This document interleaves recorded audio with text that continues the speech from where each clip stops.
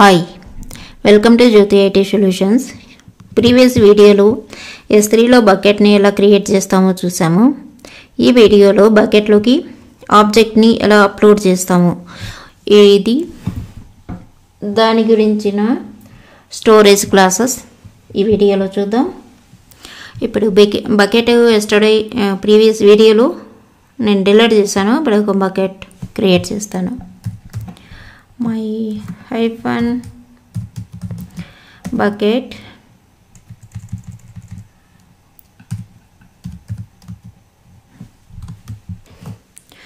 my bucket 01 hyphen s3 ఇస్తాను. Region US ESTN లో ఉంటుంది.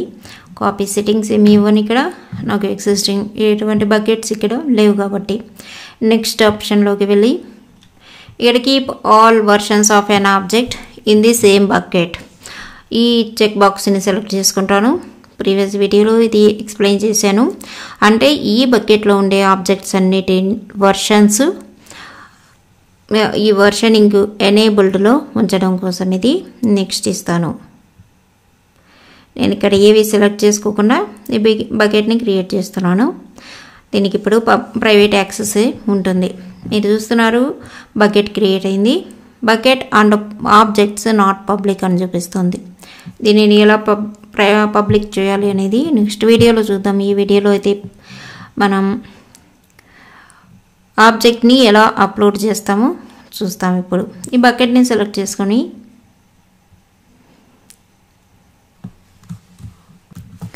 ఇక్కడ బకెట్ సెలెక్ట్ చేసుకున్నా సెలెక్ట్ చేసుకోకపోయినా మనం బకెట్ మీద క్లిక్ చేసినప్పుడు మనకి ఇక్కడ ప్రాపర్టీస్ కొన్ని కంటెంట్స్ ఈ బకెట్కి రిలేటెడ్ కంపోనెంట్స్ మనం చూస్తాము. ఇక్కడ ఓవర్వ్యూ ఉంది. ఓవర్వ్యూలో మనకు బకెట్ గెట్ స్టార్టెడ్ అని ఉంది. అప్లోడ్ అండ్ ఆబ్జెక్ట్ అని చూపిస్తుంది. అంటే ఇంతవరకు ఈ బకెట్లో ఎటువంటి ఆబ్జెక్ట్స్ లేవు. This bucket is empty. Upload new objects to get started అని ఇక్కడ మనకు క్లియర్గా కనిపిస్తుంది. ఇప్పుడు ఒక ఆబ్జెక్ట్ని ఎలా అప్లోడ్ చేస్తామో చూద్దాం. S3 బకెట్లోకి ఏ టైప్ ఆఫ్ ఆబ్జెక్ట్నైనా మనం అప్లోడ్ చేసుకోవచ్చని ప్రీవియస్ వీడియోలో చెప్పాను. ఇక్కడ అప్లోడ్ అనేటటువంటి ఈ ఆప్షన్ని సెలెక్ట్ చేసుకున్నట్లయితే ఇక్కడ యాడ్ ఫైల్స్ అని చూపిస్తుంది. స్క్రోల్ డౌన్ అయినప్పుడు యాడ్ ఫైల్స్ అని చూపిస్తుంది. యాడ్ ఫైల్స్లోకి వెళ్ళి మనం ఏదైనా ఒక ఇమేజ్ని ఇక్కడ ఇట్లాంటి ఇమేజెస్ లేవు. ఇమేజ్ని సెలెక్ట్ చేసి అప్లోడ్ చేసుకుంటాం.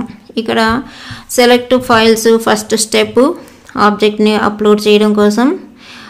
తర్వాత నెక్స్ట్ క్లిక్ చేసినట్లయితే మనకు ఇంకొన్ని ఆప్షన్స్ కనిపిస్తాయి. Access for other AWS accounts అని, అలాగే రీడ్ రైట్ పర్మిషన్స్, ఈ పర్మిషన్స్ మేనేజ్ పబ్లిక్ పర్మిషన్స్ ఇలా మనకు కొన్ని ఆప్షన్స్ కనిపిస్తున్నాయి.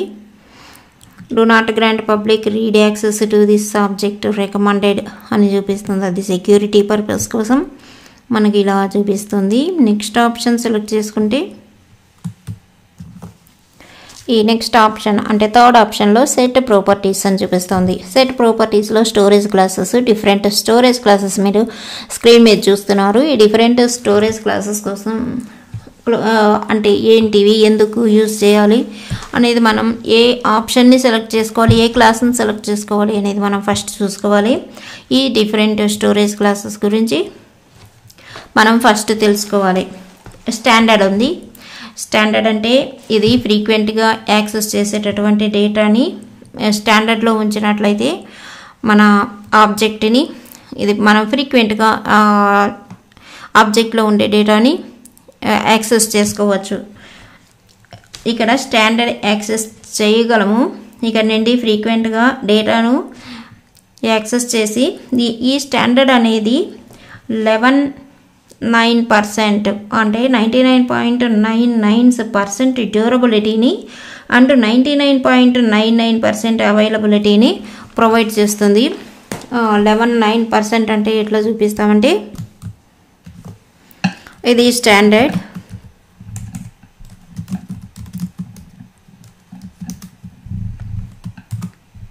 ఇది 11.9% అంటే 99.9 1 2 3 4 5 6 7 8 9 ఈ పర్సంటేజ్ అన్నమాట.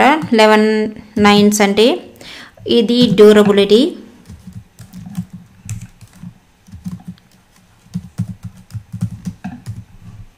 ఇక 99.99% అంటే నియర్లీ 100% అవైలబిలిటీ.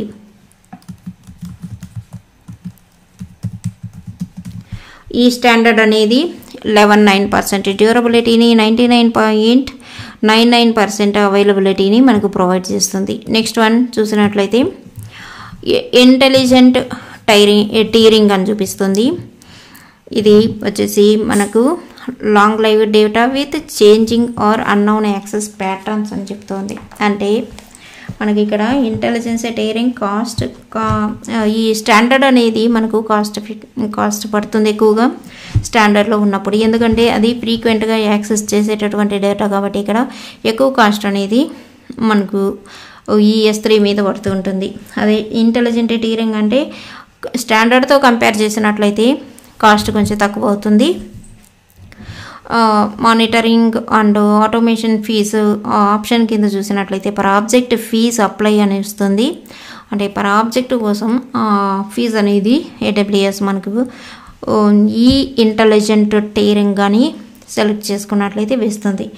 ఇక నెక్స్ట్ క్లాసు స్టాండర్డ్ IA.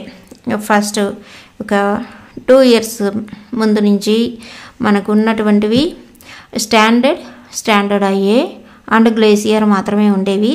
ఇప్పుడు ఇంటెలిజెంట్ టీరింగ్ ఒక 1 year నుంచి intelligent tearing and 1 zone IA అనేటటువంటి ఈ స్టోరేజ్ క్లాసెస్ యాడ్ చేస్తున్నారు దీనిలో. అలాగే ఇంకో స్టోరేజ్ క్లాస్ లిస్ట్లో ఉంది, అది మరలా చూద్దాం. ఇప్పుడు స్టాండర్డ్ IA అంటే ఏంటి?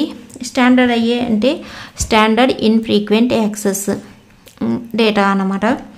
ఈ స్టాండర్డ్ ఇన్ఫ్రీక్వెంట్ యాక్సెస్ కాస్ట్ మనకు స్టాండర్డ్తో కంపేర్ చేస్తే ఇంటెలిజెంట్ టీరింగ్తో కంపేర్ చేసిన తక్కువ పడుతుంది.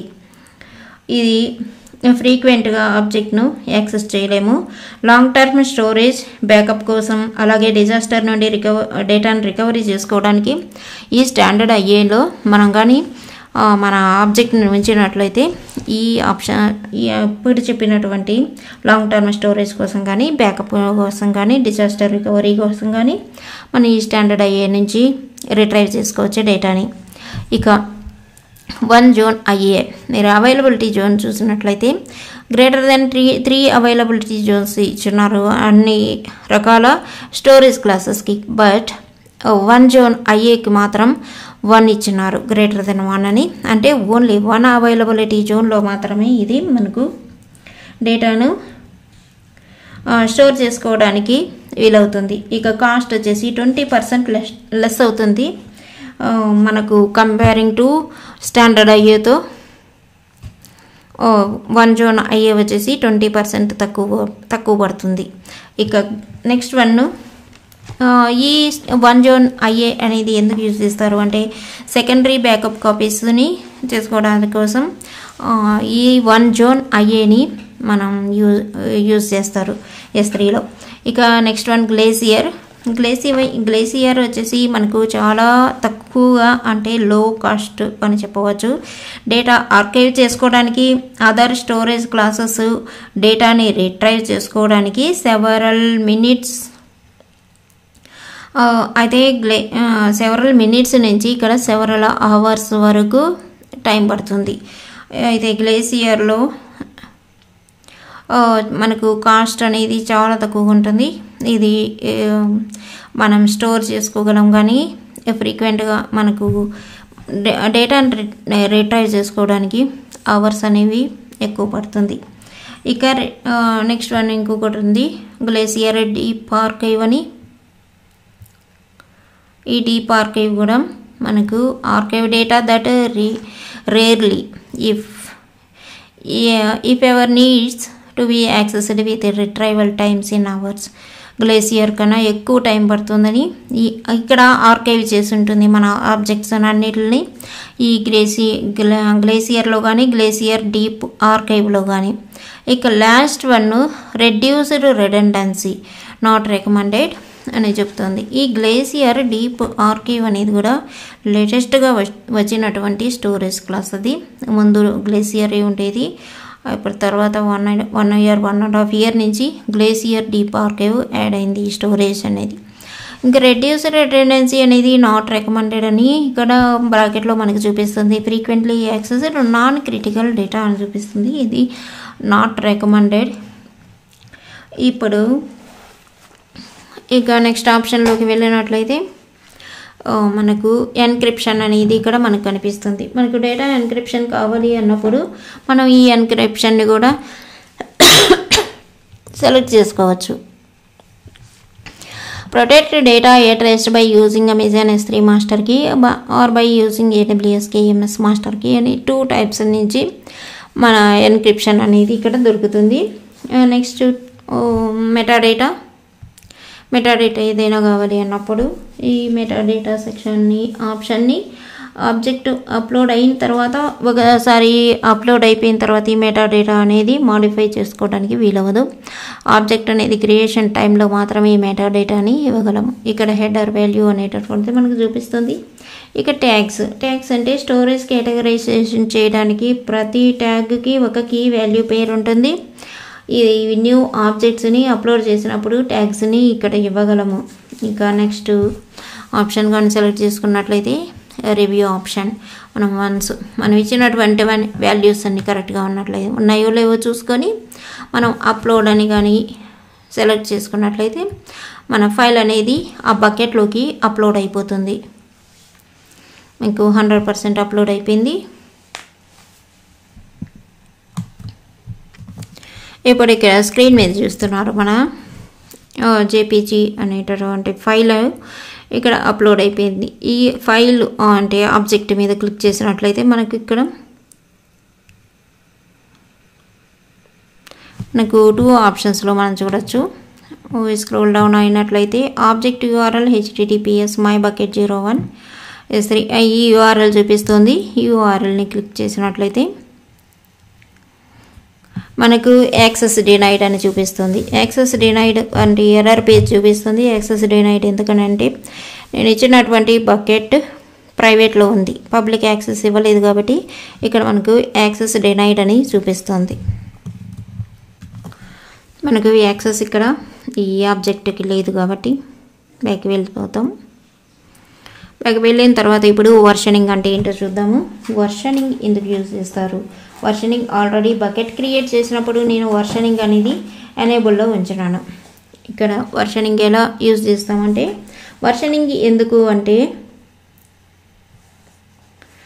యాక్సిడెంటల్ డెలిషన్ నుంచి డేటాను ప్రొటెక్ట్ చేసుకోవడానికి మల్టిపుల్ వర్షన్స్ని అంటే ఎవ్రీ బకెట్లో ఉండే ఈచ్ ఆబ్జెక్ట్ను మల్టిపుల్ వర్షన్స్ ఉంచడం వలన మనం ప్రొటెక్ట్ చేసుకోగలము. యూనిక్ వర్షన్ ఐడితో ఇక్కడ ఐడెంటిఫై చేయవచ్చు. ఇప్పుడు ఎవరైనా యూజర్ యాక్సిడెంటల్ చేంజెస్ ఏవైనా మోడిఫికేషన్స్ చేసినా కానీ లేకపోతే మాలిసియస్లీ డిలీట్ చేసిన ఆ ఆబ్జెక్ట్ను వర్షన్ ఐడితో మరలా రీస్టోర్ చేసుకోగలం. వర్షనింగ్ బకెట్ లెవెల్లో టోన్ అని ఉంటుంది. అంటే బకెట్ని క్రియేట్ చేసినప్పుడు నేను ఎనేబుల్ చెక్ బాక్స్ అనేది వర్షన్ అనే ఆప్షన్ దగ్గర చెక్ బాక్స్ని సెలెక్ట్ చేసుకున్నందువల్ల ఎనేబుల్ అయ్యి ఉంటుంది. అది ఇప్పుడు బకెట్ లెవెల్లో వెళ్ళి ప్రాపర్టీస్కి వెళ్ళినట్లయితే మనకి ఇక్కడ వర్షనింగ్ ఎనేబుల్డ్ అని చూపిస్తుంది. ఫస్ట్లో నేను బకెట్ క్రియేట్ చేసినప్పుడు చెక్ బాక్స్ని సెలెక్ట్ చేసుకున్నందువల్ల ఇక్కడ ఎనేబుల్ అని వస్తుంది. చెక్ బాక్స్ని సెలెక్ట్ చేసుకున్నట్లయితే మనకి ఇక్కడ డిసేబుల్డ్ అని వస్తుంది. మనం ఇక్కడ నుంచి కూడా మన బకెట్కి వర్షనింగ్ని ఎనేబుల్ చేసుకోవచ్చు. మనం ఓవర్వ్యూకి వెళ్ళి బకెట్ కంటెంట్స్ని చూడాలనుకుంటే మనకి ఇక్కడ ఓవర్వ్యూలో వర్షన్స్, హైడ్, షో అనేటటువంటి 2 ఆప్షన్స్ ఉన్నాయి. హైడ్ అంటే మనకు ఆబ్జెక్ట్ నేము అలాగే క్రియేషన్ టైంకి చూపిస్తుంది.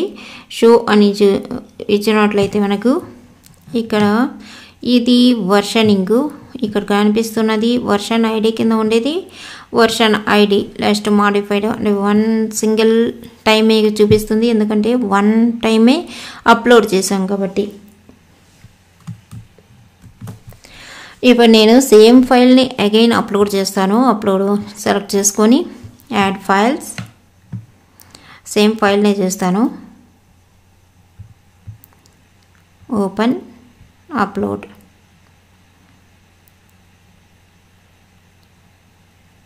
మనం ఇక్కడ చూడొచ్చు 2 ఫైల్స్ని, 2 ఆబ్జెక్ట్స్ని, అలాగే డిఫరెంట్ టైం స్టాంప్ని. ఇక్కడ మనకు కనిపిస్తున్నటువంటిది ఇప్పుడు నేను సెలెక్ట్ చేసినటువంటిది మనకు old version same file. And time stamp చూడొచ్చు, ఇక్కడ 11:35 అని చూపిస్తుంది. ఇక్కడ వచ్చేసి మనకు న్యూ వర్షన్ చూపిస్తుంది.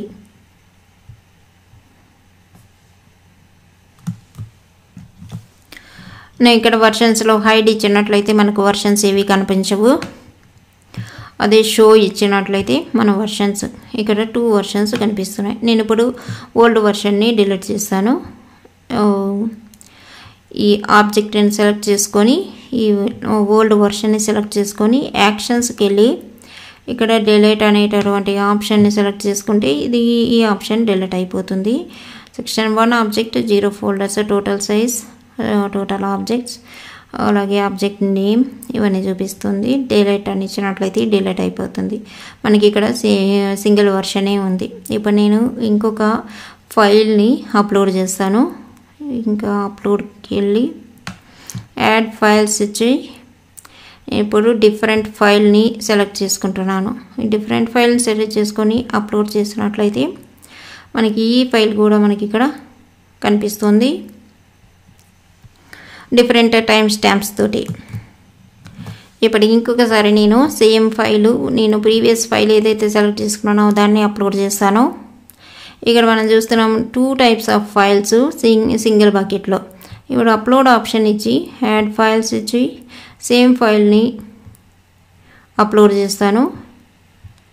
మనకి ఇక్కడ వర్షనింగ్ అనేది మరలా కనిపిస్తుంది సేమ్ ఫైల్లో. ఇక్కడ మీరు చూడండి మనకు 2 వర్షన్స్ కనిపిస్తున్నాయి. ఈ 2 వర్షన్స్ వర్షన్ ఐడి తోటి మనం మళ్ళీ రిట్రైవ్ చేసుకోవచ్చు. లేటెస్ట్ వర్షన్గా మనకు సేమ్ ఫైలే కనిపిస్తుంది దీనిలో. ఇప్పుడు లేటెస్ట్ ఫైల్ని డిలీట్ చేసినట్లయితే యాక్షన్స్ డిలీట్ మనకి ఇక్కడ 2 డిఫరెంట్ ఫైల్స్ ఉన్నాయి. ఇలా వర్షనింగ్ని మనం నెంబర్ ఆఫ్ వర్షన్స్ని స్టోర్ చేసుకోవచ్చు ఒక సింగిల్ బకెట్లో. నెక్స్ట్ వీడియోలో అనానమస్ యూజర్కి పబ్లిక్ యాక్సెస్ పర్మిషన్స్, ఆబ్జెక్ట్ యొక్క పబ్లిక్ యాక్సెస్ పర్మిషన్స్ ఎలా ఇస్తామో చూద్దాము. దానికి కొంత ప్రాసెస్ ఉంది, వీడియో లెంత్ ఎక్కువైపోతుంది కాబట్టి సేమ్ ఫైల్ని ఇలాగే ఉంచి నేను నెక్స్ట్ వీడియోలో ఎలా పబ్లిక్ యాక్సెస్ ఇస్తామో చూపిస్తాను. Thanks for watching. Subscribe my channel for further videos.